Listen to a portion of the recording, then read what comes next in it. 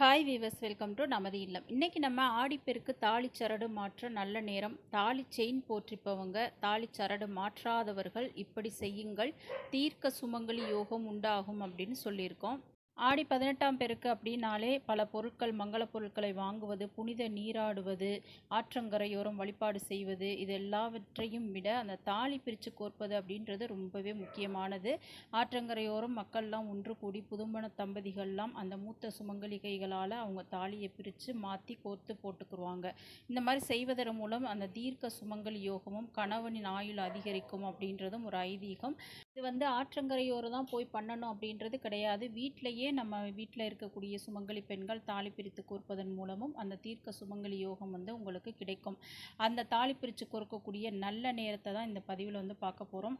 அதே போல் தாலி கயிறு இப்போ தான் நான் மாற்றினேன் அப்படின்றவங்களும் சரி, தாலி செயின் போட்டிருக்கவங்களும் சரி, இந்த அற்புதமான ஆடிப்பெருக்கு அன்னைக்கு எப்படி அவங்க தாலிக்கு பூஜை செஞ்சு அந்த தீர்க்க சுமங்கலி யோகத்தை பெறுவது அப்படின்றத பற்றிலாம் பார்க்கலாம். அதுக்கு முன்னாடி மறக்காமல் நம்ம சேனலை சப்ஸ்கிரைப் பண்ணிக்கிறங்க வீவர்ஸ். வாங்க வீடியோக்குள்ளே போகலாம். இந்த ஆடி 18ஆம் பெருக்கு இந்த வருடம் பார்த்தீங்கன்னா ஆகஸ்ட் 3ஆம் தேதி ஞாயிற்றுக்கிழமை வருகின்றது. இந்த அற்புதமான நாளில் நீங்கள் வீட்டில் இருந்தே தாலி எப்படி பிரித்து போடுவது, தாலி பிரித்து போடுற நல்ல நேரம், இதை பற்றிலாம் பார்க்க போகிறோம். நீங்கள் இப்போ தான் தாலிக்கயிறை மாற்றுனீங்க அப்படின்னா நீங்கள் தாலி பிரித்து போட அவசியம் கிடையாது. நம்ம அந்த தாலியை பூஜை செஞ்சு நம்ம மாட்டிக்கிட்டாலே போதும். நிச்சயமாக உங்களுக்கு அந்த தீர்க்க சுமங்கலி யோகம் கிடைக்கும். அதே போல் தான் தாலி செயின் போட்டிருப்பவங்களும். இப்போது இந்த தாலி பிரித்து போடுறதுக்குண்டான அந்த நேரத்தை நம்ம பார்க்கலாம். இந்த ஆகஸ்ட் 3ஆம் தேதி ஞாயிற்றுக்கிழமை நீங்கள் தாலிக்கயிறு மாற்றக்கூடிய நேரங்கள் அப்படின்னு பார்த்தீங்கன்னா 3/8/25 ஞாயிறு பிரம்ம முகூர்த்தத்தில் நீங்கள் அதிகாலை 4 மணியிலிருந்து 5:30 வரைக்கும் நீங்கள் தாராளமாக மாற்றிக்கலாம். பிரம்ம முகூர்த்தம் அப்படின்றது நம்ம எந்த ஒரு நேரம், காலமோ, நாள், நட்சத்திரமோ பார்க்க தேவையில்லை. பிரம்ம முகூர்த்தத்தில் மாற்றணும் அப்படின்னு நீங்கள் முடிவு பண்ணிட்டீங்கன்னா நீங்கள் தாராளமாக அன்றைய தினம் அந்த 4 மணியிலிருந்து 5:30க்குள்ளே நீங்கள் தாலிக்கயிறை மாற்றிக்கொள்ளலாம். அதே போல் அன்றைய தினம் காலையில் 7:45லேருந்து 8:45 வரைக்கும் நீங்கள் மாற்றவங்க மாற்றிக்கொள்ளலாம் சொல்லியிருக்காங்க அந்த டயத்தை. ஆனால் அன்றைய தினம் நவமி 9 மணிக்கு மேலே தான் முடியுது. அந்த முன்னாடி நாள் அஷ்டமி, நவமி. அந்த நவமியில் பெரும்பாலும் யாரும் அந்த நல்ல காரியங்கள் செய்ய மாட்டாங்க. அதனால் இந்த 7:45லேருந்து 8:45 வரைக்கும் நவமி இருக்குது. அதனால் அந்த நேரம் நல்ல நேரமாக இருந்தாலும் நீங்கள் அந்த நவமியில் செய்வீங்களா அப்படின்றத நீங்கள் பார்த்துக்கிறங்க. யாராவது பெரியவங்கக்கிட்ட கேட்டுக்கிறங்க. அப்படி அந்த நேரத்தில் செய்ய முடியாதவர்களுக்காக ஒரு காலையில் நல்ல நேரம் இருக்குது. காலை 11 மணியிலிருந்து 11:45 வரைக்கும் நீங்கள் இந்த நேரத்தில் தாராளமாக உங்கள் தாலிக்கயிறை மாற்றி போட்டுக்கொள்ளலாம். இந்த நேரத்தில் நீங்கள் அந்த 12 மணிக்குள்ளாரவே நீங்கள் செஞ்சிடணும். 11:45க்குள்ளே. ஏன்னா அந்த பிற்பொழுது அப்படின்னு அந்த உச்சி நேரத்தில் நம்ம தாலி பிரித்து எப்பொழுதுமே போடக்கூடாது. காலையிலேயே முடிச்சிடணும்.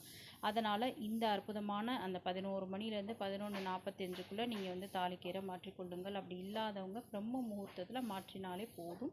நீங்கள் தாலிக்கயிறு புதிதாக மாற்றி அதை பூஜை அறையில் வச்சு சாமி கும்பிட்டுட்டு தீபம் ஏற்றி உங்கள் கணவரது கையாலேயோ அல்லது வீட்டில் இருக்கக்கூடிய மூத்த சுமங்கலிகள், அம்மா, மாமியார், அம்மாச்சி, இந்த மாதிரி பெரியவங்க கைகளாலேயோ நீங்கள் போட்டுக்கொள்ளலாம். அப்படி இல்லைன்னா கணவர் கையால் போட்டுக்கலாம். இப்படி எதுவுமே உங்களுக்கு சரியாக வரல அப்படின்னா நீங்கள் உங்களது கையாலேயே நல்லா வேண்டிட்டு போட்டுக்கிறங்க. நிச்சயமாக உங்களுக்கு அந்த தீர்க்க சுமங்கலி யோகம் கிடைக்கும். இதே இப்போ தாலிக்கயிறு மாற்றாதவங்க என்ன செய்கிறது அப்படின்னு பார்த்தீங்கன்னா, ஒரு மஞ்சள் கயிறு எடுத்து நீங்கள் கழுத்தில் கட்டிக்கிறங்க. இந்த நல்ல நேரம் ஏதாவது ஒரு நேரத்தில் வீட்டில் தீபம் ஏற்றி வச்சுருங்க. இங்கே கழுத்தில் போட்டிருக்கிற அந்த மாங்கல்யத்தை ஒரு இலை மீதோ, வாழை இலையோ அல்லது வேறு ஏதாவது ஒரு பிளேட் மேலேயோ அந்த மாங்கல்யத்தை கலட்டி வச்சுட்டு அதை சுத்தம் செய்துட்டு மஞ்சள், குங்குமம்லாம் வச்சு அட்சதை போட்டு மலர்கள் போட்டு அதை பூஜை அறையில் வச்சு நீங்கள் நல்லா கங்காதேவியும் காவிரி தாயையும் வணங்கி கொள்ளுங்கள். வீட்டில் இருக்கக்கூடிய குலதெய்வம், இஷ்ட தெய்வம், அம்பாள் அனைவரையுமே வணங்கிட்டு இந்த திருமாங்கல்யத்தை எடுத்து நம்ம சொன்ன மாதிரி அந்த மூத்த சுமங்கலிகள் கைகளாலேயோ உங்கள் கணவரது கைகளாலேயோ நீங்கள் அணிந்து கொள்ளலாம்.